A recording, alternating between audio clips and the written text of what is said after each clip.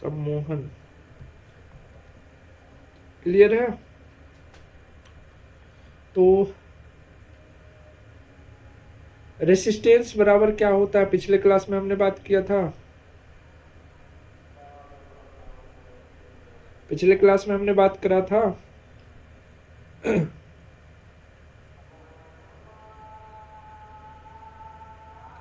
भूल गए?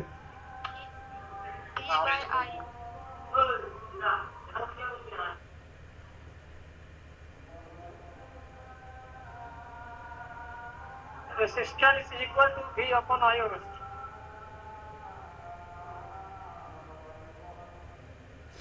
पिछले क्लास का उल्टाओ फटाफट से। अगर नहीं हो रहा है तो चलो लिखो रेसिस्टेंस का।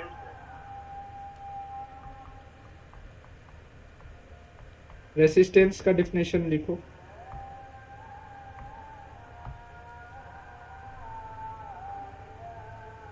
The property of a material लिख दे क्या?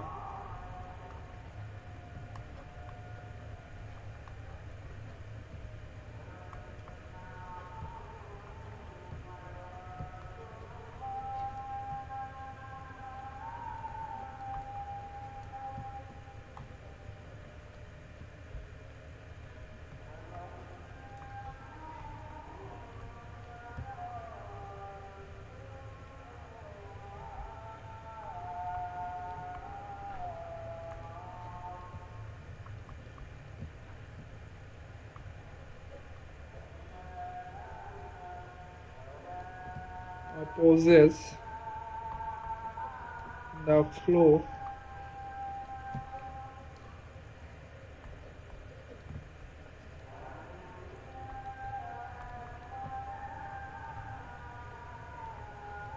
electric current through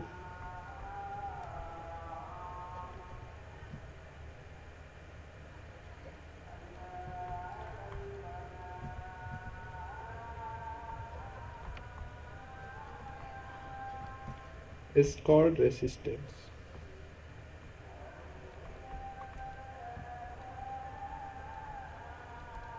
हिंदी वाले बच्चे लिख लीजिए, हिंदी में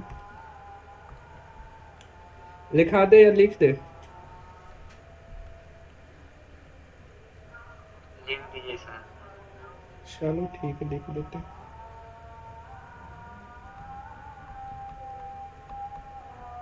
सर आवाज क्या का चार्ज क्या?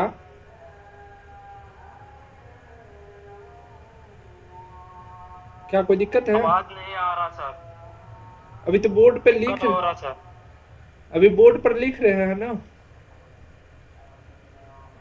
Okay sir okay. हाँ, और आपके रिकॉर्डिंग लेक्चर्स जो मिलेंगे उसमें पूरा क्लियर वॉइस रहेगी। तो अभी जैसा हो रहा है देख लीजिए।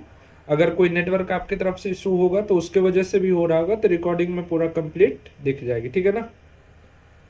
चलो अभी बोर्ड पर ओके सर। लिख रहे हैं तो लिखने के बाद एक्सप्लेन करते हैं इसको। अभी फिलहाल लिख लेते हैं।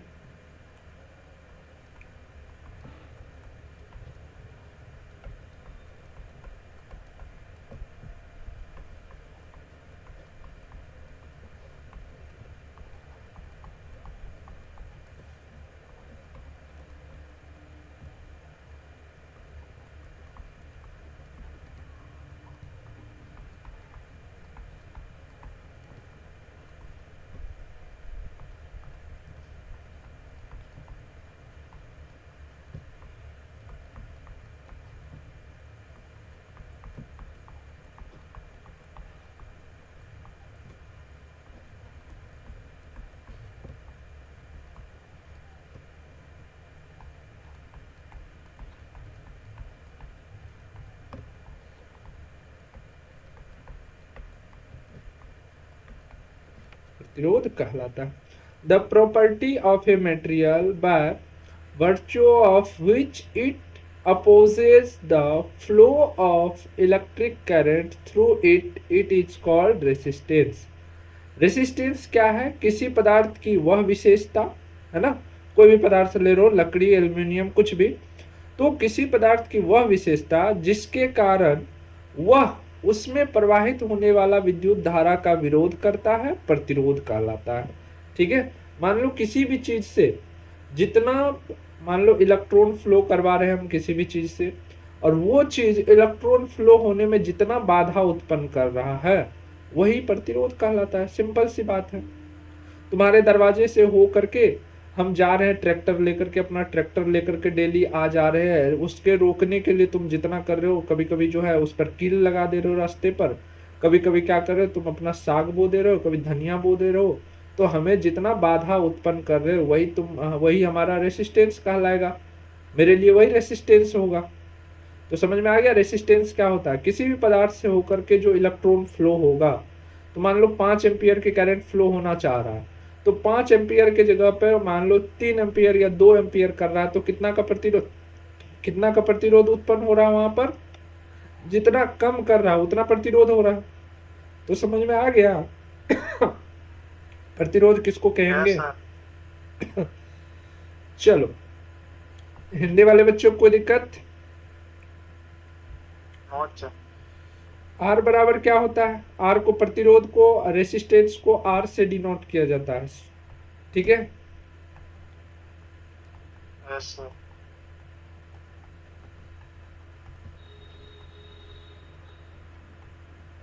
Denoted by R. ठीक है, प्रतिरोध को आर से सूचित किया जाता है, लिख लीजिएगा हिंदी वाले बच्चे। आर बराबर क्या हो जाता है, भी बाय आई, जहां पर म्यूट रखिए। आर बराबर क्या होता है, रेसिस्टेंस, यानी कि प्रतिरोध बता ही चुके हैं। भी हो गया आपका पोटेंशियल डिफरेंस। ठीक है,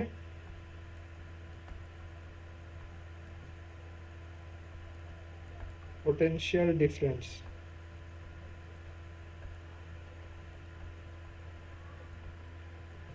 जिसको हम हिंदी में क्या बोलते हैं, विभवांतर। हिंदी वाले बच्चे पता है ना विभवांतर क्या होता है, सब इंग्लिश मीडियम हो गए क्या। आई बराबर क्या होता है, करंट यानी कि धारा।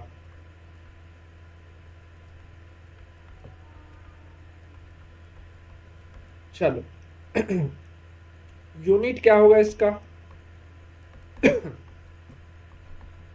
ओम, जिसका साइन कुछ इस प्रकार से होता। क्लियर है। Yes sir.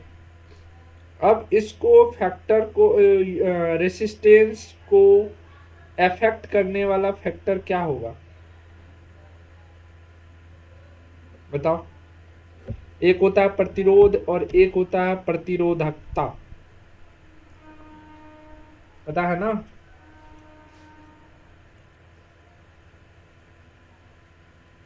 और रेसिस्टेंस किस पर डिपेंड करता है,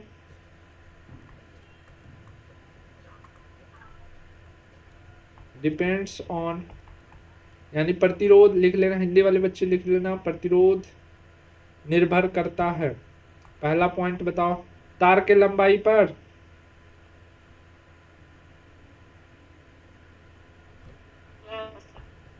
तो क्या लिखेंगे, डायरेक्टली प्रोपोर्शनल टू लेंथ,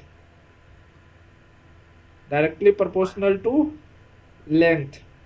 ठीक है, यानी लंबाई यस पर। सर। उसके बाद inversely proportional to area, English में लिखते जाइए, इनवर्सली प्रोपोर्शनल टू एरिया, यानी क्षेत्रफल के व्युत्क्रमानुपाती होता है। क्षेत्रफल के क्या होते हैं, व्युत्क्रमानुपाती ना, बताओ।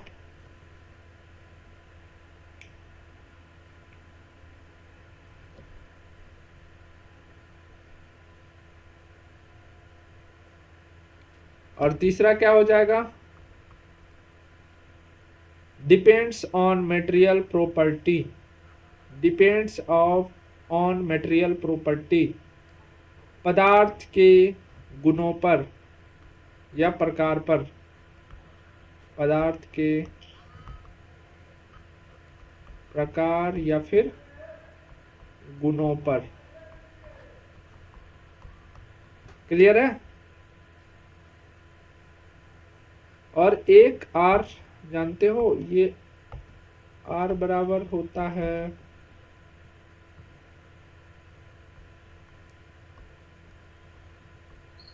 L/A।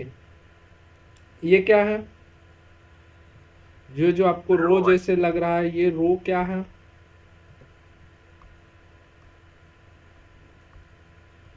रेसिस्टिविटी, जिसको रेसिस्टिविटी भी बोला जाता है, और हिंदी में क्या बोलते हैं? प्रतिरोधकता।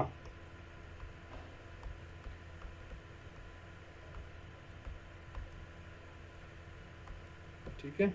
और एल क्या हुआ? जो यहाँ पर आपको 3 पॉइंट लिखा है ना, वही सब है। एल क्या है? लेंथ ऑफ कंडक्टर, जिससे आप इलेक्ट्रिक करंट को फ्लो करवा रहे, वही लेंथ ऑफ कंडक्टर। बोले तो चालक की लंबाई।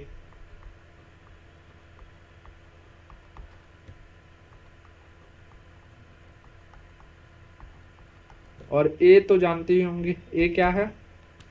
क्रॉस सेक्शनल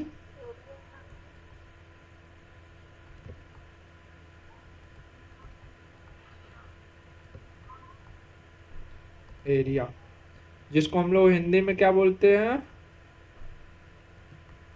अनुप्रस्थ काट क्षेत्रफल।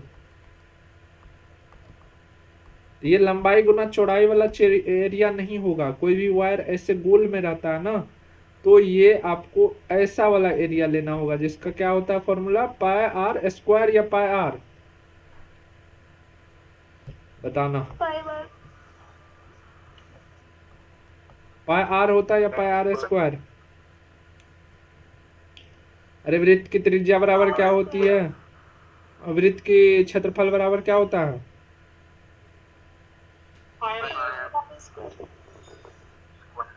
तो ये एरिया में वो लंबाई गुना चौड़ाई नहीं जोड़ लेना, वो वाला नहीं है, ये क्रॉस सेक्शन है। मान लो कोई वायर है, उसका आपने यहाँ से कट किया इतना सेक्शन, इसका अगर क्षेत्रफल देख रहे कि कितना से ये फ्लो हो रहा है।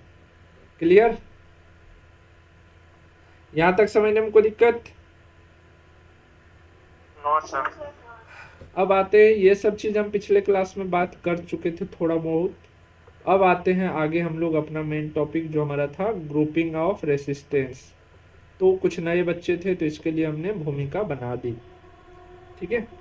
तो अब देखते हैं ग्रुपिंग ऑफ रेसिस्टेंस। कितने टाइप का ग्रुपिंग होता है?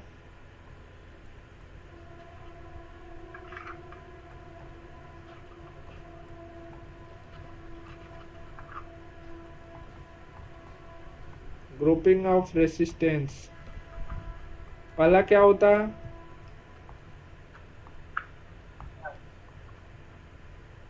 सीरीज,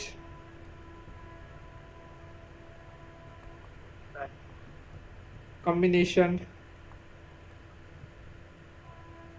या कनेक्शन भी लिख सकते हैं। सीरीज, कॉम्बिनेशन या फिर कनेक्शन भी। एनसीईआरटी में क्या दिया हुआ? कनेक्शन या कॉम्बिनेशन?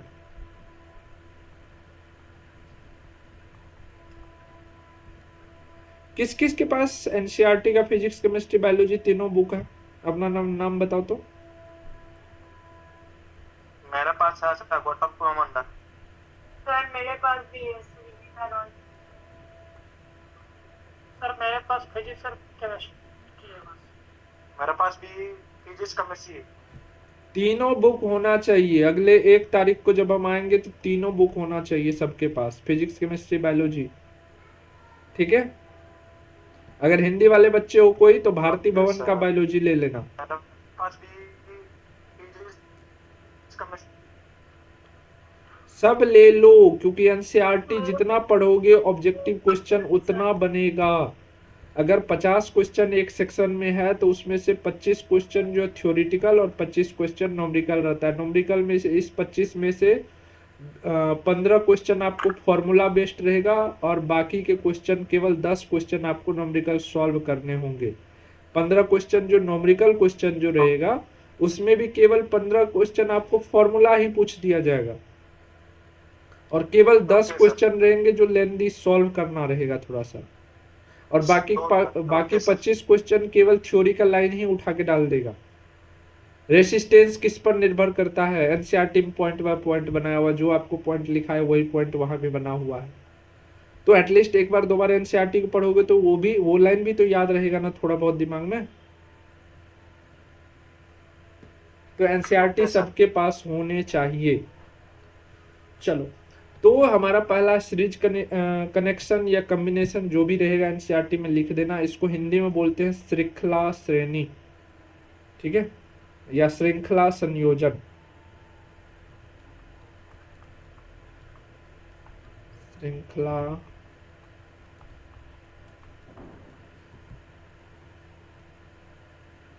संयोजन ऐसे ही होता है ना।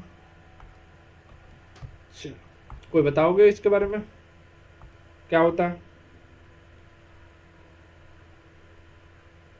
लिखो, अरेंजमेंट इसका लिखो। सर ये सीरीज में लगा हुआ रहता है। अरेंजमेंट लिख लो, एक लाइन लिखा देते हैं। The resistance are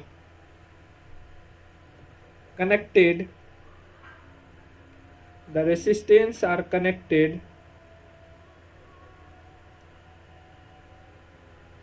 end to end such that the resistance are connected end to end such that the same current flows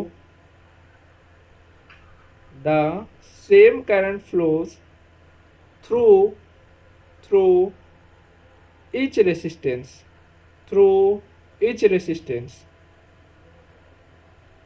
clear है? हिंदी में लिखिए, हिंदी वाले बच्चे। Yes, sir. प्रतिरोधों को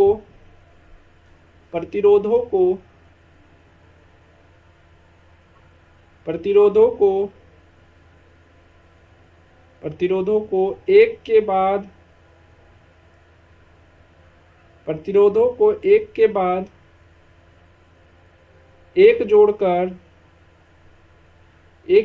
एक जोड़कर ऐसा संयोजन किया जाता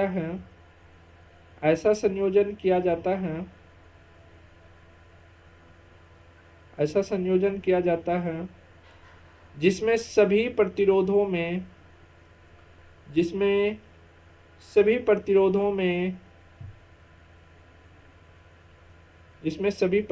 में समान धारा प्रवाहित होती है। 2 पॉइंट हमने देखा अपने डिफिनेशन में, या जो भी अरेंजमेंट लिखा है उसमें एक चीज पॉइंट वाली है। पकड़े हो तुम लोग? कोई बताओ क्या पॉइंट पकड़े हो? जो बता देगा समझ जाएंगे कि दिमाग लगाते हो। बताओ। अभी जो हमने अरेंजमेंट वाला लाइन लिखा है उसमें एक चीज है जो आपके डायरेक्ट क्वेश्चन बन सकता है।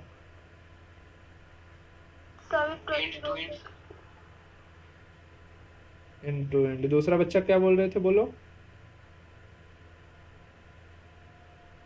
समान धारा प्रवाहित होती है। हाँ, ये पॉइंट है, दैट इज पॉइंट। सभी प्रतिरोधों में समान धारा प्रवाहित होती है। अगर सीरीज कॉम्बिनेशन में रेसिस्टेंस को जोड़ रहे हैं तो धारा जो है, करंट जो है आपका, सभी रेसिस्टेंस में इक्वली फ्लो होगा। ऑब्जेक्टिव क्वेश्चन यहां से फटाक से बन जाएगा। क्लियर? Okay, sir. चलो, तो पॉइंट में बना देंगे वैसे। चलो, जब भी आप रेसिस्टेंस देखेंगे तो रेसिस्टेंस का कुछ इस प्रकार से आपको बना के देगा कि ये रहा भाई साहब रेसिस्टेंस आपका।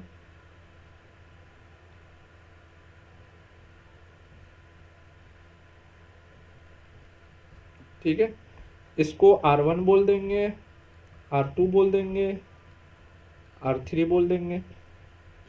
अगर R नेट निकालना हो तो, या R इक्वल भी बोल सकते हैं, तो क्या हो जाएगा? अगर सीरीज में हो तो R1 प्लस R3, अगर n तक हो तो Rn, जितना रहेगा सबको जोड़ देंगे बस। ठीक है ना, प्लस डैश डैश जितना तक रहेगा उतना तक। क्लियर है, यहाँ पर कोई दिक्कत? No sir. आपको पूछा जाएगा कि सीरीज नो सर। रेसिस्टेंस को हम सीरीज में क्यों लगाते हैं, यूज क्या है इसका, है ना। तो मे भी अगर पूछे तो उसके लिए आपको याद रखने हैं, ठीक है। और मे भी अगर बेटा सब शादी में लगाते सर से। क्या शादी में जो छोटी छोटी लाइटें यूज होती सर उसमें यही सीरीज कॉम्बिनेशन में जुड़ा जाता है। वो कॉम्बिनेशन आपका रेसिस्टेंस का नहीं ना है। रेसिस्टेंस हम इसलिए लगाते हैं कि वोल्टेज जो आएगा हाई वोल्टेज उसको डिवाइड करेंगे। तो ये आपको देखने को मिलेगा जब कोई किट खोलोगे ना चार्जर वगैरह का, तो उसमें देखोगे ब्लैक ब्लैक ऐसे करके लगा रहेगा, ब्लैक ब्लैक, है ना, ब्लैक ब्लैक ऐसे करके लगा रहेगा। वही रहता है रेसिस्टेंस, जो वोल्टेज को डिवाइड करते रहता और इतना कम वोल्टेज बना के देता है कि तुम भी मुंह में ले लेते हो चार्जर को कभी और थूक लगा के तब घुसेड़ते हो, तब भी तुमको करंट नहीं लगता है। क्यों? क्योंकि ये 240 वोल्ट जो हमारे घर में आता है उसको ये कम कर करके 12 वोल्ट बनाता है, जितना हमारा शरीर एडजस्ट कर लेता है। 12 वोल्ट से 6 वोल्ट के लगभग बनाता है, ठीक है, जितना हमारा शरीर आराम से एडजस्ट कर लेता है। क्लियर? तो चलो ये तो हमने देख लिया, अब इसके 1-2 पॉइंट लिखो, मे भी अगर क्वेश्चन बने तो। पहला प्रॉपर्टीज लिख लो। पहला प्रॉपर्टीज में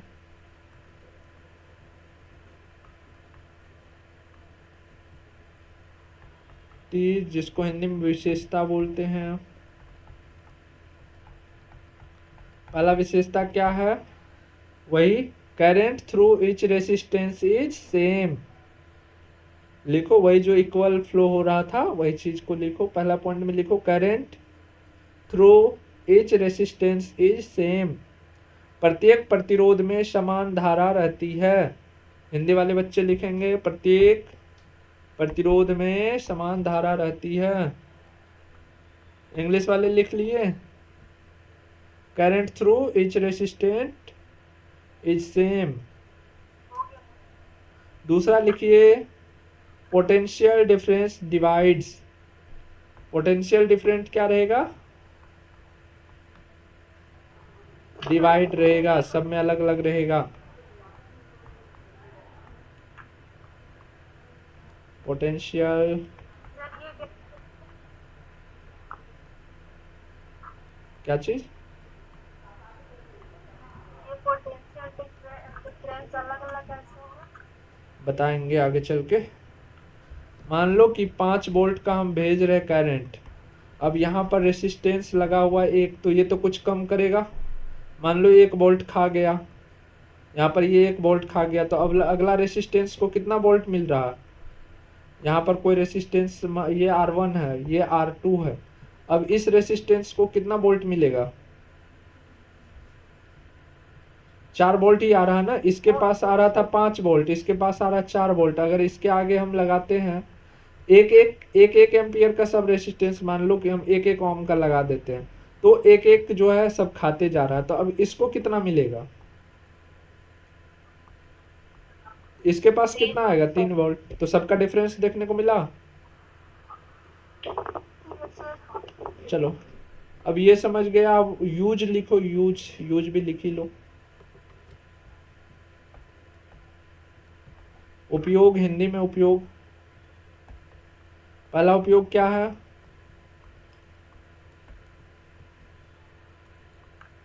वोल्टेज डिवाइडर। किस चीज में? सर्किट में।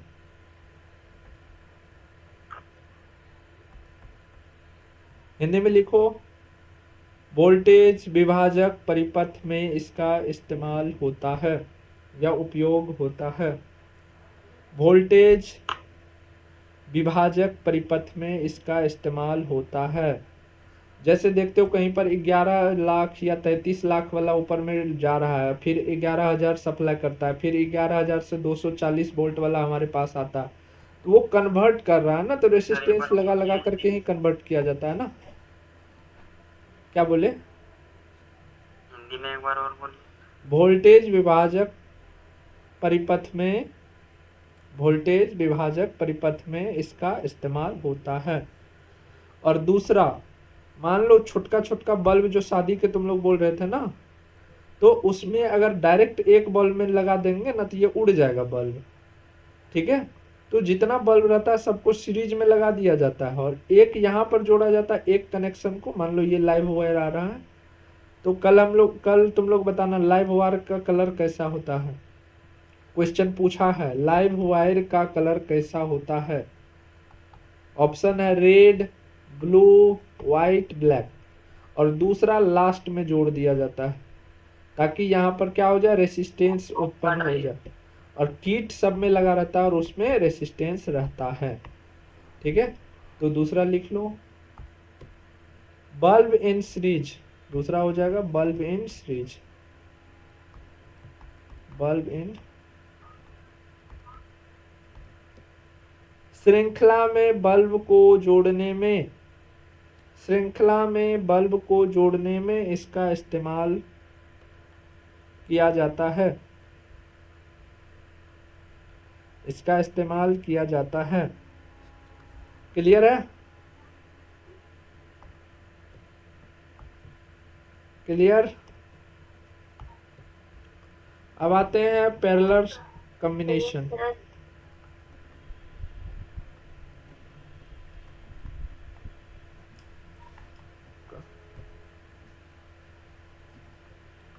कॉम्बिनेशन इसको क्या बोलते हैं? समांतर, समांतर संयोजन।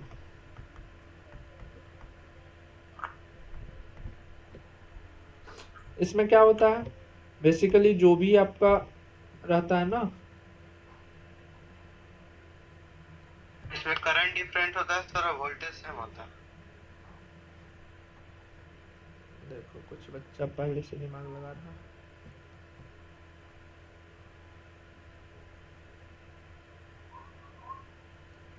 ठीक है, ये हो गया आपका R1, ये हो गया R2।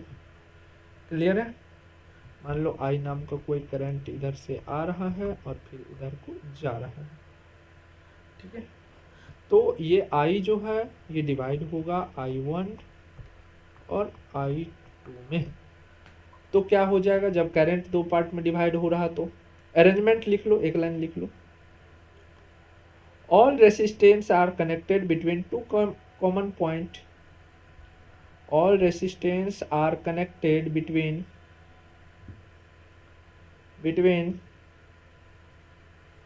two common point,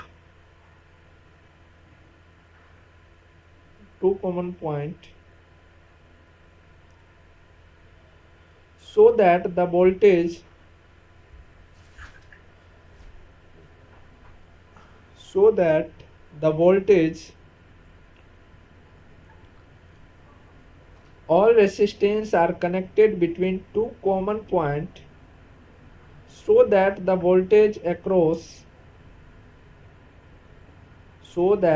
voltage across each resistance is same, each resistance is same। Clear है? हिंदी में लिखो, प्रतिरोधों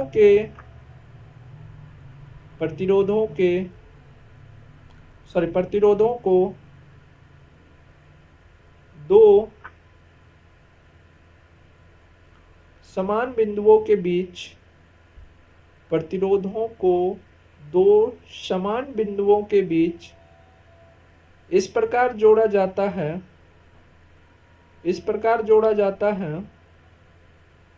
प्रतिरोधों को दो समान बिंदुओं के बीच इस प्रकार जोड़ा जाता है कि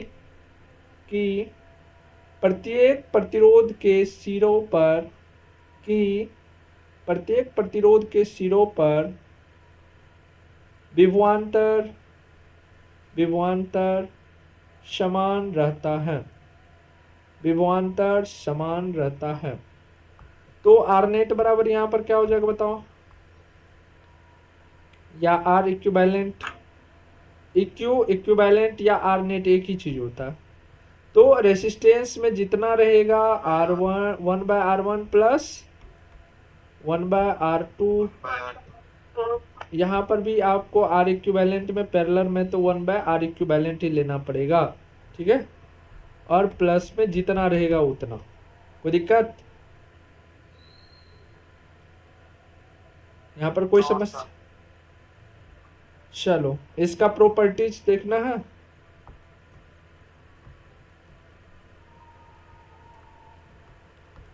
एक का प्रॉपर्टीज देख लिए तो वही बात है। पोटेंशियल डिफरेंस क्या होगा, सेम होगा सभी सिरों पर। और इसमें क्या होगा, क्या सर जितना सीरीज बनना उतना बन जाएगा ना, क्या जितना सीरीज में बनाना चाहेंगे उतना बन जाएगा ना। हाँ, जितना मन उतना जोड़ते जाओ। ऐसे मान लो यहाँ पर हमने 1 जोड़ा, 2 जोड़ो, 3 जोड़ो, 4 जोड़ो, जितना जो मन है, जितना जरूरत है उतना जोड़ो। नीचे में नीचे में क्या, नीचे मतलब ये वाला? हाँ, एक पीछे फिर और बीच में और ज्यादा ऐसे कर। एक और यहाँ पर जोड़ेंगे तो, जैसे एक और जोड़ेंगे तो सर आप R1 यहाँ से और भी चाहो तो तुम और भी ले सकते हो यहाँ पर, और ऐसे और भी ले सकते हो। जब इसका क्वेश्चन करवाएंगे ना तो 1 2 नहीं 4 4 5 5 करवा के दिखाएंगे। बस मोटा मोटी समझो कि पैरेलल में कैसे रहते हैं, है ना। चलो तो पहला क्या होगा, पोटेंशियल डिफरेंस सेम, ठीक है। और इसमें डिवाइड क्या चीज होगा, करंट का डिवीजन होगा, करंट डिवाइड्स, ठीक है। हिंदी में क्या लिखोगे, धारा का विभाजन। क्यों पर यहाँ पर आप देख रहे हो कि एक करंट आ रहा है I, जो कि I1 और I2 में डिवाइड हो चुका है। क्लियर। यूज इसका कहां पर होता है बताओ, घरेलू जितना भी चीज कनेक्शन होगा ना उसमें, हाउस होल्ड लिखो इंग्लिश वाले बच्चे, house hold electric circuit, house hold electric circuit, Hindi में लिखिए घरेलू विद्युत परिपथ में इसका उपयोग किया जाता है।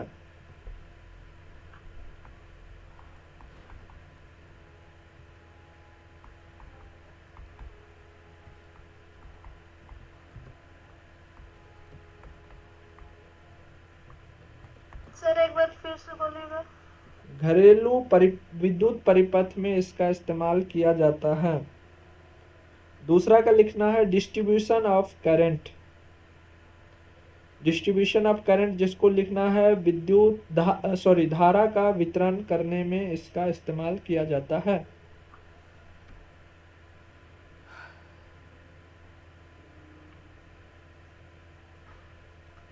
चलो सीरीज कनेक्शन के लिए अब एक ट्रिक सिखा दे रहे हैं, ट्रिक भी यूज होता है। अगर आर समान है, अगर आर समान है, ठीक है, तो आर इक्विवेलेंट बराबर इफ आर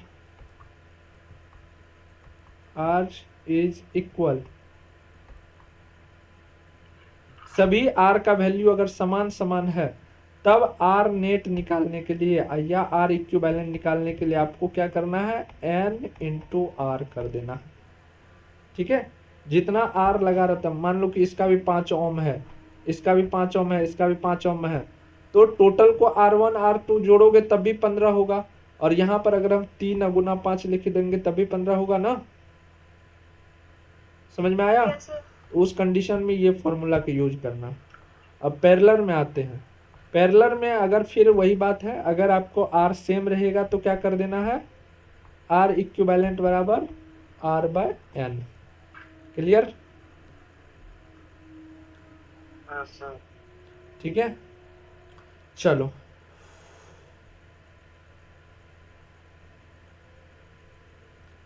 आगे इसके बाद क्लास नींद आ रहा है तो मैं क्या करती हूँ। क्या बोल रही है? बहुत देर पढ़ा दी 8:35 हो गई। तो तुम जाओ ना क्लास छोड़ के। नींद आ रहा है तो तुम क्लास में बोलो कि क्लास सर बंद कर दीजिए, अब नींद आ रहा है। पढ़ाई लिखाई छोड़ के नींद ही लेना तुमको 8:35 में ही।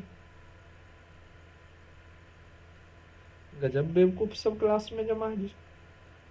चलो 5 क्वेश्चन भेज रहे हैं हम तुम लोगों को, ठीक है, यहाँ से, और उसको सॉल्व करना है तुम लोग को। क्वेश्चन पेपर डाल दे रहे हैं, उसको सॉल्व करना है, फिर बाद में बता भी देंगे, ठीक है। तो एक बच्चा को नींद आ रहा है, शायद अगर नींद ना ले तो दिमाग काम करना कल से बंद कर दे, तो ऐसा रिस्क नहीं ले सकते हैं, इसीलिए क्लास को यहीं पर बंद कर दे रहे। क्या नींद जरूरी है? तुम लोग एग्री हो कि नहीं हो इस बात में?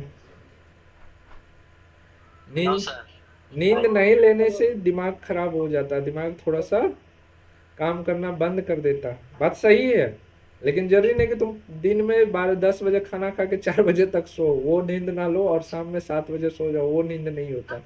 बस रात का 5 से 6 घंटा नींद लेना आवश्यक है, चाहे तुम 10 बजे सो, चाहे 11 बजे सो, चाहे 12 बजे सो, बस 6 घंटा कम से कम नींद ले।